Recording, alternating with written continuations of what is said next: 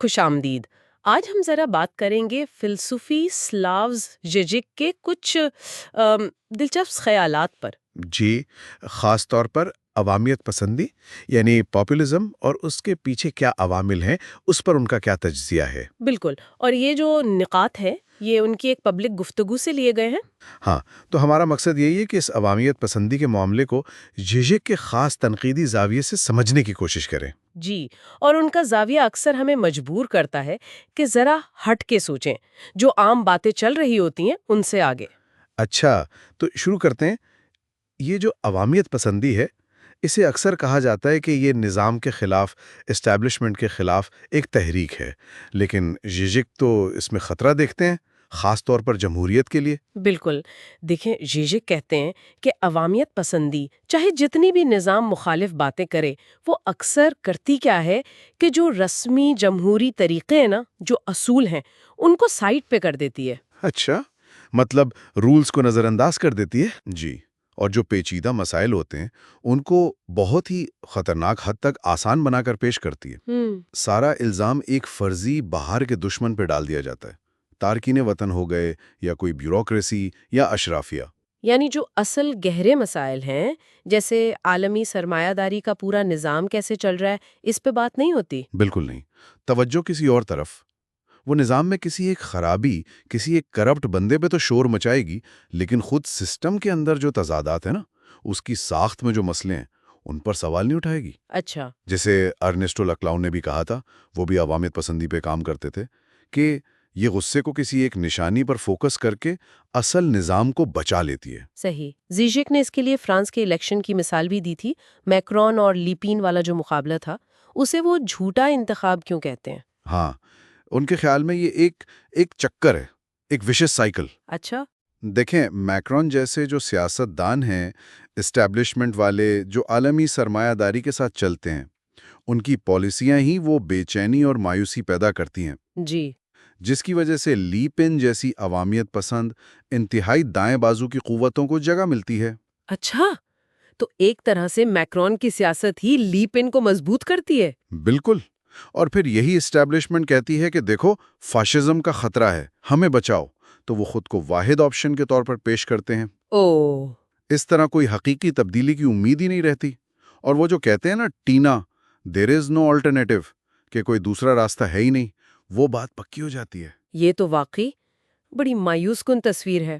اچھا، ژیزک اس میں ایک اور چیز لاتے ہیں، ژاک لاکان کے نفسیاتی تصورات، خاص طور پہ اضافی لطف یا زیادتی، ایکسیس کا ذکر کرتے ہیں۔ یہ کیا چیز ہے؟ یہ تو کافی مشکل لگ رہا ہے۔ ہاں، یہ تھوڑا ٹیکنیکل ہے، لیکان کا تصور ہے، لیکن اگر آسان لفظوں میں کہیں تو یہ وہ غیر منطقی، وہ ایکسٹرا چیز ہے جو کسی بھی سسٹم کو یا ہماری خواہشات کو چلاتی ہے، جو بظاہر ہمارے فائدے میں نہ بھی ہو۔ غیر منطقی ایکسٹرا مطلب کوئی مثال دیں گے؟ جی، ژیزک اکثر مثال دیتے ہیں گوئبلز کی تقریر کی، نازی جرمنی میں جو اس نے مکمل جنگ والی تقریر کی تھی۔ اچھا۔ اس میں اس نے عوام سے کیا مانگا؟ مزید تکلیفیں، مزید قربانیاں۔ بظاہر تو یہ بری بات تھی نا؟ ہاں بالکل۔ لیکن ژیزک کہتے ہیں کہ اسی تکلیف اور قربانی کے مطالبے میں ایک خاص قسم کا، آپ کہیں، اجتماعی لطف، ایک جوش، ایک توانائی چھپی ہوئی تھی کہ ہم سب مل کے یہ برداشت کر رہے ہیں۔ اوہ، اچھا اچھا، یعنی تکلیف میں بھی ایک طرح کا جوش؟ جی، ایک غیر منطقی جوش۔ تو ژیزک کا نقطہ یہ ہے کہ عوامیت پسندی کی کامیابی میں بھی اکثر اسی قسم کا لطف شامل ہوتا ہے، مشترکہ غصے کا لطف، قربانی کا، دشمن کے خلاف ایک ہونے کا، ایک پرجوش احساس جو لوگوں کو جوڑتا ہے، چاہے وہ منطقی نہ بھی ہو۔ یہ تو بالکل ہی الگ زاویہ ہے سوچنے کا۔ اچھا، اسی طرح وہ کثیر الثقافیت یعنی ملٹی کلچرلزم کے عام تصور پر بھی تنقید کرتے ہیں، جو لبرل آئیڈیا ہے کہ بس سب الگ الگ طرز زندگی آرام سے ساتھ رہ لے، اس پہ کیا اعتراض ہے ان کو؟ ہاں، ان کا کہنا ہے کہ یہ جو نظریہ ہے نا، یہ بڑا سطحی ہے۔ یہ اکثر نظر انداز کر دیتا ہے کہ ہر ثقافت کے اندر اپنے تضادات ہوتے ہیں، طاقت کی لڑائیاں ہوتی ہیں، اچھا۔ اور ہر ثقافت کا لطف اٹھانے کا یعنی جوائسنس کا ایک اپنا خاص طریقہ ہوتا ہے۔ یہ بھی لاکان کا تصور ہے، مطلب وہ بنیادی بعض اوقات پریشان کن طریقے جن سے ایک معاشرہ اپنا لطف حاصل کرتا ہے۔ تو زیزک کہتے ہیں کہ صرف یہ کہنا کافی نہیں کہ سب اپنی اپنی شناخت بچا کر رکھیں، یا مغرب والے بس یہ کہتے رہیں کہ ہاں ہم گنہگار ہیں، اس سے کچھ نہیں ہوگا۔ تو پھر حل کیا ہے؟ اگر یہ سطحی ملٹی کلچرلزم نہیں تو پھر کیا؟ وہ زور دیتے ہیں کہ ہمیں دیکھنا چاہیے کہ مختلف معاشروں کے اندر اصل جدوجہد کیا چل رہی ہے۔ مثلاً؟ مثلاً عورتوں کے حقوق کی تحریکیں، معاشی انصاف کے لیے لڑائیاں، مزدوروں کے حقوق، ان اندرونی لڑائیوں کو سمجھنا اور ان کو ایک عالمی، ایک یونیورسل جدوجہد کے طور پر جوڑنا ضروری ہے۔ اچھا، عالمی سطح پر جوڑنا۔ جی، وہ میلکم ایکس کی مثال دیتے ہیں کہ جیسے ان کا ایکس تھا، یعنی اپنی افریقی جڑوں سے کٹ جانا، وہ ایک نئی زیادہ بڑی آفاقیت، یونیورسلٹی کو اپنانے کا موقع بنا۔ صحیح۔ جیجک کا کہنا ہے کہ عالمی سرمایہ داری تو خود بڑی قصیر الثقافتی ہے، وہ تو ہر کلچر کو اپنے اندر جذب کر لیتی ہے۔ بالکل۔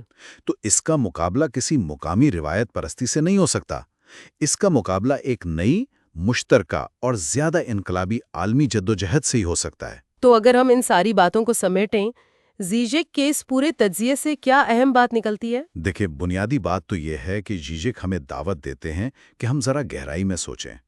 عوامیت پسندی ہو، عالمی نظام ہو، تبدیلی کے امکانات ہوں، ان سب پر جو سطحی باتیں ہوتی ہیں ان سے آگے بڑھیں۔ وہ ہمیں مجبور کرتے ہیں کہ ہم اسٹیبلشمنٹ اور اس کے بظاہر مخالف یعنی عوامیت پسندی دونوں کی کمزوریوں اور تضادات کو سمجھیں۔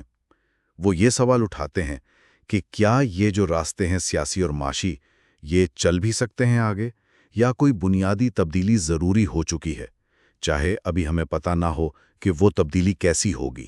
شاید ایک آخری سوال جو سننے والوں کے لیے چھوڑا جا سکتا ہے کہ کیا ہم واقعی آج صرف دو ہی راستوں میں پھنسے ہوئے ہیں؟ ایک طرف عالمی سرمایہ داری کی وہ عملیت پسندی جو مایوس کرتی ہے، اور دوسری طرف وہ عوامیت پسندی جو غصے اور تقسیم پر چلتی ہے؟ جی، یا ان دونوں سے ہٹ کر کوئی تیسرا راستہ، کوئی زیادہ آفاقی، زیادہ منصفانہ راستہ، کیا اس کا تصور ممکن ہے؟ کیا اسے بنایا جا سکتا ہے؟ یقیناً یہ اس وقت کا سب سے بڑا سوال ہے۔ بالکل۔ اسی اہم سوال کے ساتھ آج کی یہ گفتگو یہیں ختم کرتے ہیں۔